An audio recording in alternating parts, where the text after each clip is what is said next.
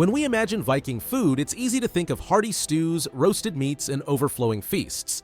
But the reality? Viking cooking wasn't just resourceful, it was sometimes shocking, dangerous, and by today's standards, completely illegal. Forget Michelin stars.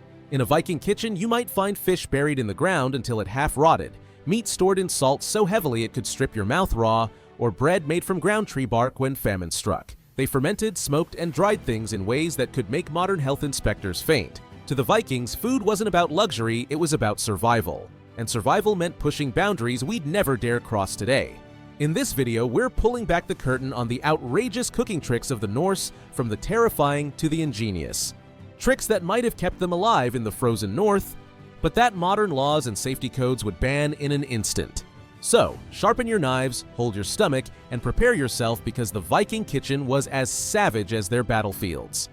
Part 1. Fermenting fish until it stank of death. If there's one Viking cooking method that would never pass modern food safety laws, it's their obsession with fermented fish. Imagine this: whole fish buried underground, left to rot for weeks or even months, then dug up and eaten when it was soft, sour, and reeking. Why did they do it? Because fermentation preserved protein without refrigeration, the difference between life and starvation during winter. But the result was so pungent, it could clear a hall. Early accounts from travelers describe the smell as rancid death, yet the Vikings ate it proudly, even serving it at feasts. This wasn't the crisp freshness we demand today, it was controlled rot, and it worked. The same tradition lingers in Scandinavian foods like surströmming, a dish that's banned on airplanes because the smell alone is considered hazardous. If health inspectors existed in the 9th century, the Vikings' fermented fish would have been the first thing outlawed. But for the Norse, it wasn't disgusting, it was ingenious. A food so foul-smelling that even flies avoided it, yet so reliable that it became a staple of their survival diet. Part 2. Smoking meat until it was practically poison. If fermented fish wasn't shocking enough, the Vikings had another trick that would horrify modern regulators: smoking their meat and fish to extremes. Today, when we think of smoked salmon or barbecue, we imagine delicate flavors and safe, carefully controlled temperatures. But for the Vikings, smoking wasn't about taste, it was about survival. They often hung slabs of meat or whole fish above open hearths inside their longhouses, where smoke from constantly burning fires seeped into the flesh day and night. This had two benefits. 1. Preservation. The smoke dried the food and infused it with chemicals that slowed rot. 2. Protection. The heavy coating of soot and smoke actually kept insects and vermin away. But here's the outrageous part. The smoke also coated everything in thick, tar-like residue. Longhouses were notoriously filled with choking black smoke since they had no chimneys. Archaeologists have found Viking bones showing damage to lungs and respiratory systems, proof of years of exposure. In other words, the Vikings weren't just eating smoked food. They were inhaling smoke every day like it was part of the diet. Imagine modern health inspectors walking into a Viking home. Not only was the meat likely covered in ash and soot, but the air itself was hazardous. By today's standards, you'd be warned that eating such heavily smoked meat could increase cancer risks. In the Viking world, though, this was the only way to make sure their precious food stores lasted through long winters. And despite the risks, they loved it. Smoked lamb, pork, and fish became delicacies of their feasts, carrying that deep, bitter flavor of wood fire. Outrageous? Definitely. But without it, their food would have spoiled in weeks instead of months. Part 3. Bread so hard it could break your teeth. When we picture bread today, we think of fluffy loaves, soft crusts, and warm ovens. For the Vikings, bread was nothing like that. In fact, some of their baking methods would raise eyebrows and probably lawsuits if used today. The Vikings often made stone bread or hard bread, which wasn't soft at all. Instead, it was flat, dense, and baked with ingredients that would shock a modern baker. Why? Because Viking bread wasn't just flour and water, they sometimes mixed in tree bark, ground up seeds, or even sand and stone dust. Yes, and stone dust. Archaeologists examining Viking skeletons have discovered extreme tooth wear roofs and grinding damage that look like they'd been chewing pebbles. And, in a way, they had. The Viking grindstones used for milling barley or rye shed bits of grit into the flour, which ended up in the bread. Every bite slowly wore down enamel, making Viking smiles a lot less fearsome as they aged. But here's where it gets even more outrageous. In hard times, Vikings deliberately stretched their flour with fillers like bark or weeds to survive famine. These emergency breads were tough, bitter, and almost inedible, yet they kept people alive. Imagine a modern food safety officer inspecting a loaf full of bark, rock particles, and moldy grains. It would be declared dangerous and banned immediately. Yet for the Vikings, this wasn't just food. It was life-saving ingenuity. Their bread was portable, long-lasting, and dense with calories, perfect for warriors carrying supplies on raids or families preparing for a long frozen winter. This is why some historians call Viking bread more of a survival ration than a meal. Outrageous? Absolutely. But when the alternative was starvation, the Vikings were willing to choose stone if it meant one more day alive. Part 4. Viking dairy hacks that would be outlawed today. If there's one thing the Vikings refused to waste, it was milk. Cows, sheep, and goats provided more than just food, they were wealth on 4 legs. But without refrigeration, milk spoiled in hours. So the Vikings came up with dairy tricks so outrageous that modern food inspectors would shut them down instantly. First, they made skyr, a thick fermented dairy product similar to yogurt. Sounds safe enough, right? Except their fermentation process didn't follow any sanitation rules. Raw milk was left out in wooden tubs, sometimes in warm, smoky longhouses where bacteria thrived. Instead of stainless steel vats, they had porous wood that soaked up every microbe. Some of those bacteria were good, others could be deadly. Yet somehow, Viking immune systems toughened up and adapted. But skyr wasn't the only experiment. The Vikings also produced sour milk drinks, deliberately letting milk curdle and separate into buttermilk and curds. In famine years, they even drank milk that was well past its sour point, the kind of stuff that would get a modern company sued for poisoning customers. Then came whey preservation. After making cheese or curds, leftover whey wasn't thrown away. Instead, it was stored for months, fermenting into a sharp, acidic drink known as sursa. Some records suggest they even used sour whey as a preservative for meat, dunking cuts of lamb or fish into vats of liquid that smelled like vinegar and spoiled cheese. Today, the FDA would call that contamination waiting to happen. But for the Vikings, it was resourceful food science. And here's where it gets even stranger.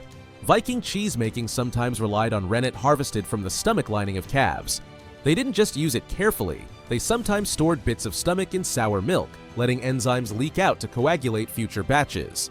Imagine pitching that to a modern dairy company. It wouldn't just be illegal, it would be a PR nightmare. Yet all of these methods served a purpose.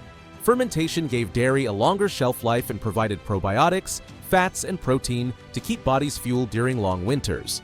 Yes, the results might smell horrific, look unappetizing, and even taste rancid by today's standards, but for the Vikings, this was the difference between thriving and starving. It's a reminder that what we call unsafe today was once a lifeline of survival. Part 5. Viking meat and fish hacks that would horrify food inspectors. If dairy preservation was risky, meat and fish were even more outrageous. In an age without refrigeration, every slab of meat was a ticking time bomb. But the Vikings weren't about to waste their hard-earned food. So, they invented tricks that would keep protein edible for months, though, by today's health standards, many would be flat-out illegal. The first and most common hack was drying and smoking. Vikings gutted fish, split them open, and hung them in smoky longhouses or outdoor racks. The smoke acted as a natural preservative, while drying removed the moisture that bacteria needed to thrive.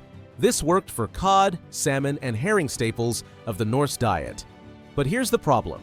Smoking rooms weren't sterile. Meat often hung near open fires covered in soot, absorbing not just smoke but ash, dust, and whatever insects crawled inside. For modern regulators, this wasn't preservation, it was contamination on a stick. Next came fermentation. This is where things get truly shocking. In coastal communities, Vikings buried fish in the ground, sometimes under layers of seaweed, sand, or stones, leaving them to rot into a pungent delicacy. Think of modern Iceland's high-calorie, fermented shark, a food so strong that even hardened chefs gag when they smell it. The Viking ancestors of that dish were just as extreme. Fish were intentionally allowed to partially decompose, turning them into a high-protein, ammonia-packed survival food. Technically edible? Yes. But in modern times, that'd get restaurants shut down instantly. Meat preservation could be just as wild. Vikings stored cuts of lamb, goat, or seal in sour whey, letting the acidic liquid preserve the flesh. It created a bizarre, tangy flavor and kept the meat safe longer than raw storage would. Again, no hygiene standards, no refrigeration, and a constant risk of dangerous bacteria. Yet, Vikings survived on it. Another brutal hack was burying meat. In Greenland, where resources were scarce, some Viking settlers are believed to have preserved seal or walrus meat underground, where permafrost acted as nature's freezer. That sounds smart, but once thawed, the meat could spoil within hours. Still, for a starving Viking, even half-frozen seal meat was worth the risk. Finally, there's evidence that Vikings weren't afraid of eating semi-spoiled food. If a piece of meat smelled off but hadn't killed anyone yet, it was still considered edible. Their bodies, hardened by constant exposure to bacteria, tolerated what would hospitalize a modern diner. In short, Viking meat and fish preservation was a mix of genius and madness. Without these hacks, they would have starved. But by today's rules, nearly every method would be banned, fined, or criminally prosecuted. Part 6. Viking alcohol hacks, brewing beverages that were stronger than water. For most of us today, a cold beer or glass of mead is about relaxation, celebration, or taste. But for the Vikings, alcohol was not just a luxury, it was survival technology. In a world where clean drinking water was never guaranteed, brewing drinks was often safer than sipping from a stream. But the way the Vikings made it, by today's laws, their brewing methods would be a public health nightmare. At the center of Viking brewing was mead, the legendary honey wine of the North. Vikings mixed honey, water, and wild yeasts that floated through the air, then left it all to ferment in open containers. There were no sanitized barrels, no controlled brewing environments, no food inspectors checking bacterial counts. Fermentation was raw, messy, and unpredictable. Sometimes the result was smooth and sweet. Other times the mead turned sour, funky, or downright undrinkable. But here's the trick. Even the worst batch was safer than untreated water, because alcohol killed off many dangerous microbes. Beer was just as important. Vikings brewed ale from barley and rye, tossing in herbs, berries, or whatever they could forage to give it flavor. Modern brewing is an exact science, with measured yeast strains and pasteurization. Viking ale making, on the other hand, was wild fermentation roulette. Sometimes it produced a mild drink. Other times it created a potent, cloudy liquid that hit harder than expected. In some cases, batches of ale may even have contained toxic levels of byproducts like methanol. But to the Vikings, if it kept them hydrated and gave them strength before a raid, it was good enough. Then came kvass-like drinks, low-alcohol brews made from leftover bread, fruits, or herbs. These were cheap and quick to make, but prone to contamination. With no standardized storage, Vikings often kept their brews in wooden barrels or leather pouches where mold could flourish. Still, alcohol acted as a preservative, allowing these drinks to be consumed for weeks or even months. One particularly outrageous practice was the use of henbane, a hallucinogenic plant, in brewing. Some historians believe Vikings may have added it to certain ales to induce trance-like states possibly linked to berserker rituals. Today, putting toxic, psychoactive plants into alcohol would not only be illegal, but downright deadly. And let's not forget drinking culture itself. Alcohol wasn't just consumed, it was celebrated in feasts, rituals, and lawmaking assemblies. A Viking thing, their parliament, often included heavy drinking. In some cases, deals and oaths were sealed over mead horns. Imagine today's governments making laws only after a few rounds of homemade moonshine. It sounds absurd, but it was part of Viking reality. Part 7. Wild greens, herbs, and strange foraging tricks. Meat, fish, and dairy were vital, but without fruits and vegetables, Viking diets would have collapsed. Scurvy, malnutrition, and weakness would have wiped them out long before their raids reached foreign shores. So, the Vikings became masters of foraging and herbal hacking techniques, so strange that modern regulators would call them unsafe experiments in wild eating. Vikings foraged for wild greens like nettles, dandelions, sorrel, and lamb's quarters. To us, those sound like weeds, the kind of plants you mow over in your backyard. But for Vikings, they were lifelines of vitamins and minerals. Nettles, for example, are rich in iron and vitamin C, but they sting when fresh. Vikings knew to boil or crush them to remove the sting, creating soups and teas. Imagine an FDA-approved label reading, "Warning, may cause burning rashes if eaten raw." That's Viking cuisine for you. Herbs weren't just food, they were medicine. Vikings gathered yarrow, angelica, and juniper, mixing them into stews, teas, or even alcohol. Angelica was so prized it became a trade good, thought to ward off disease and strengthen the body. But without controlled dosages, herbs could easily become dangerous. Too much yarrow could act as a hallucinogen. Juniper berries, when overused, can be toxic. Vikings simply tested by trial and error with their stomachs as the laboratory. They also relied on wild berries: bilberries, lingonberries, cloudberries, and rowan. These fruits packed natural preservatives thanks to their acidity and high vitamin content. Vikings often crushed berries into preserve-like pastes, storing them in wooden containers or mixing them with honey for longer shelf life. Again, no sterilization, no sugar control, no expiry dates. If it grew mold, they scraped it off and kept eating. Perhaps the most outrageous hack was mushroom use. While Vikings knew of edible mushrooms, there's evidence they may have also experimented with psychoactive ones, especially the fly agaric, a bright red, hallucinogenic mushroom famous in shamanic rituals across northern Europe.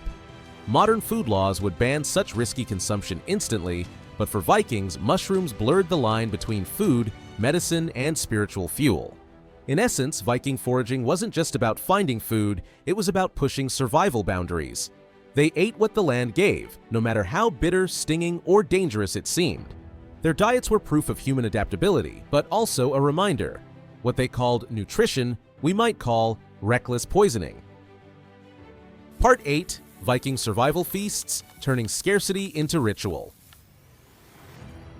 Perhaps the most outrageous Viking food hack of all wasn't about preservation or foraging, it was about psychology.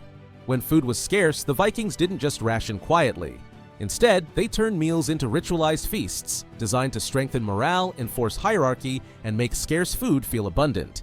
Feasts were community events. Even if food supplies were dangerously low, chieftains and kings often commanded massive banquets. Meat, mead, bread, and fish were piled onto long tables, torches lit, horns raised. It sounds wasteful, but here's the trick. Feasts weren't everyday meals. They acted as controlled blowouts where limited stores of food were carefully displayed to give the illusion of endless abundance. This ritual had survival benefits. Sharing food reinforced loyalty among warriors. It ensured no one felt cheated because rations were distributed publicly. It also turned eating into a form of propaganda. By showing that their leader could feed them, Vikings believed in his strength and destiny. In hard times, this faith mattered as much as calories. At these feasts, Vikings practiced food hacks that blurred the line between culinary creativity and reckless risk. Leftover meat might be stewed for days until it grew sour, but still edible. Fish past its prime could be smothered in herbs or smoked again to hide the smell. Thin stews were thickened with barley, oats, or even ground bones. Yes, evidence suggests bones were sometimes boiled down to extract every bit of protein and fat. Feasts were also tied to religion. Sacrificed animals, horses, cattle, or pigs were often cooked and consumed in ritual. The blood might be sprinkled in ceremonies while the meat was roasted over fires. Today, mixing sacred rites with food preparation would violate health codes instantly. Back then, it was a way to sanctify survival. Perhaps the most shocking part? Feasts were held even in times of near starvation. Archaeology from Greenland shows communities that threw banquets despite dwindling supplies, prioritizing ritual over long-term survival. To the modern mind, that seems suicidal. But for Vikings, morale, honor, and reputation could matter more than a few extra weeks of rations. Part 9. The price of Viking ingenuity. The Vikings had mastered the art of surviving the unsurvivable. Their food hacks were ingenious, shocking, and sometimes terrifying. But make no mistake, they came at a price. Because every outrageous trick they used carried risk. Sometimes those risks were fatal. When food became poison. In a world without refrigeration, preservation was everything, but the Vikings pushed those boundaries further than most cultures dared. Fermented shark might have kept Icelanders alive, but eat it too early, before the toxins had broken down, and it could kill. Sour milk could stretch for weeks, but if it soured the wrong way, it became a deadly brew of bacteria. Even dried fish, safe in theory, could harbor worms if not handled carefully. Viking life was built on gamble after gamble, and their food was no exception. Every meal was a test of knowledge, instinct, and sheer luck. If a batch of ale brewed with herbs was too strong, it could send a warrior into seizures. If meat left underground rotted instead of fermented, the feast could end in food poisoning. But here's the shocking truth. For the Vikings, risk was normal. They didn't expect safety from food. They expected danger, just like from the sea, the battlefield, or the long winter nights. The role of the women. What's often forgotten is who bore the burden of these dangerous experiments. In the Viking world, it was usually the women, mothers, wives, daughters who managed the household food stores. They were the ones who salted fish, smoked meat, turned milk into skyr, stirred cauldrons of stew, and chose the herbs to flavor beer. Their decisions weren't just about taste. They were about life and death. One mistake, too little salt, too much mold, the wrong herb could wipe out an entire household. And yet, their work was not celebrated like the raids or the battles. It was invisible survival, labor done in smoky longhouses while men told stories of conquest. But without them, no Viking ship would have left the shore. In a sense, Viking women were the quiet chemists of survival, balancing on the knife's edge between nourishment and poison every single day. Feasts of power. Then there were the feasts. Viking chieftains didn't just use food to nourish, they used it as a display of power. Imagine walking into a great hall in midwinter. The snow howls outside, but inside the fire blazes. Long wooden tables groan under the weight of roasted meats, fish, bread, cheese, and barrels of ale.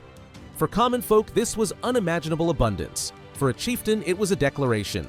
Follow me and I will keep you alive through the darkest winter. Food was politics. Food was propaganda. And the hacks that allowed these feasts salting, fermenting, smoking gave the powerful the ability to turn survival into spectacle. To eat well in a starving world was not just luxury, it was proof of divine favor. The outsider's shock. To outsiders, Viking foods seemed horrifying. Christian monks wrote with disgust about the foods the Northmen consumed. Fermented milk, rotten fish, and horse meat foods that broke taboos elsewhere were Viking staples. What outsiders called barbaric, the Vikings called practical. But this clash of cultures shows us something profound. The outrageous Viking food hacks weren't just about survival, they were about difference. They defined who the Vikings were. Eating what others found disgusting wasn't just necessity, it was identity. They were the people who thrived on what others threw away. The people who turned poison into strength. The people who ate death and called it life. A people forged by extremes. And yet, despite the danger, despite the sickness, despite the disgust of outsiders, the Viking food system worked. It created people tough enough to sail into storms, raid kingdoms, and carve out empires. It gave them the strength to endure what softer societies could not. Their food wasn't safe. It wasn't clean, it wasn't fair, but it was effective. Because in the end, Viking food wasn't about comfort. It was about survival. And survival was enough. The legacy of Viking food hacks. When we think of the Vikings, we often imagine their ships, their raids, their gods, and their warriors. But behind every swing of an axe, every voyage across stormy seas, and every empire they shook to its core, there was one thing keeping them alive: food. The outrageous cooking tricks of the Vikings weren't just about filling stomachs, they were about survival in one of the harshest environments on Earth. From burying sharks in the sand until they rotted into an edible form, to fermenting milk until it curled into sour lumps, to brewing alcohol with hallucinogenic herbs, Viking food culture was as raw, daring, and uncompromising as the people themselves. By today's standards, nearly every one of these methods would be illegal, unsafe, or at the very least heavily regulated. Imagine health inspectors walking into a Viking feast. Your fish is covered in maggots? Shut it down. You buried that meat underground for 6 months? Absolutely not. You added a toxic herb to your beer? Someone's going to prison. And yet, without these shocking techniques, the Vikings would never have endured. Their food wasn't about gourmet flavor, it was about hacking nature, bending rules, and taking risks. Food is identity, not just survival. But here's the deeper truth. These outrageous food tricks weren't just about survival. They were about identity. Every meal told a story. A horn of mead shared at a thing bound warriors together under oaths stronger than law. A feast of roasted horse at a sacrifice tied them to their gods, blurring the line between nourishment and ritual. A bowl of thin gruel eaten in a smoky longhouse reminded them of their shared hardship, their strength as a community, and their ability to endure what others could not. In a way, Viking cooking was as much a weapon as their axes. It allowed them to travel further, raid longer, and intimidate enemies who could barely believe how these northern barbarians survived on what looked like poison. And maybe that's the most outrageous thing of all. The food that should have killed them made them stronger. Hagkarl, a symbol of defiance. Take hagkarl, the fermented shark. Even today, in Iceland, it divides opinion. Modern chefs describe it as one of the most disgusting foods on Earth, with a smell so strong it burns the nostrils and a taste of ammonia that can make first-timers gag. Tourists try it as a dare. Anthony Bourdain once called it the single worst, most disgusting and terrible tasting thing he had ever eaten. But the Vikings didn't eat hogcarl as a novelty, they ate it with pride. It wasn't about flavor, it was about conquering the unconquerable. The shark's flesh is toxic when fresh, laced with urea and chemicals that should kill. But by burying it, fermenting it, and waiting months, they turned poison into nourishment. For the Vikings, hogcarl wasn't just food. It was a badge of honor, proof that they could take the unthinkable and make it fuel. It was defiance on a plate. Feasting in the face of famine. And then there were the feasts. Logic tells us that when food is scarce, you should ration carefully. But Vikings often did the opposite. When famine loomed, they sometimes gathered what little food they had and feasted together. It seems reckless, even suicidal. But for the Vikings, the message was clear. We are not starving. We are still mighty. By eating boldly when hunger was near, they denied famine's power. They turned food into a psychological weapon, reinforcing unity, courage, and resilience. Modern survival manuals might call it wasteful, but to Vikings it was survival through morale. The act of feasting kept despair at bay and gave them the strength to keep fighting through the long, dark winters, blurring the line between food and medicine. Then there were their herbs, mushrooms, and brewing tricks. Today we separate food from drugs, safe from unsafe, legal from illegal. For the Vikings, these boundaries didn't exist. If a herb could heal, they used it. If it made them sick, they learned a lesson. If it made them see visions, perhaps the gods were speaking. Their cooking wasn't just nutrition, it was experimentation. They spiced mead with herbs that calmed pain, brewed ales that doubled as medicine, and sometimes pushed into territory modern science would call toxic. But for the Vikings, knowledge came from trial and error, from trusting instinct, and from walking the razor's edge between nourishment and poison. Living on the edge of survival. The outrageousness of Viking cooking reveals something essential about their worldview. They lived in extremes, freezing winters, endless voyages, sudden wars. Their food mirrored that world: extreme, dangerous, unpredictable, but also ingenious. Today we live in a world of safety nets, expiration dates, refrigeration, pasteurization, FDA approval, and laws that guarantee our meals won't harm us. And yet, in this safety, something is lost. The Vikings lived close to the edge, and their food was a daily reminder that life itself was precarious. Every bite was a gamble, but also a triumph. Every meal, a reminder that survival wasn't guaranteed. The final toast. So, the next time you sit down at a perfectly safe, sanitized meal, think of the Vikings. Think of the rotting shark, the sour milk, the hallucinogenic beer, the nettle soup, the bone-thickened stew, and the feasts held while famine loomed. They ate what would kill us today, and thrived. Because Viking cooking wasn't just about survival, it was about defiance. It was about proving that no matter how outrageous the food, no matter how deadly the trick, they would find a way to turn it into strength. And maybe, just maybe, that's the real secret ingredient of the Viking world. So raise your glass, whether it's mead, beer, or just water and toast, to the Vikings, to their outrageous food, to their fearless hacks, to their survival against all odds. Because their kitchens, as dangerous as their battlefields, were where survival was won one outrageous meal at a time.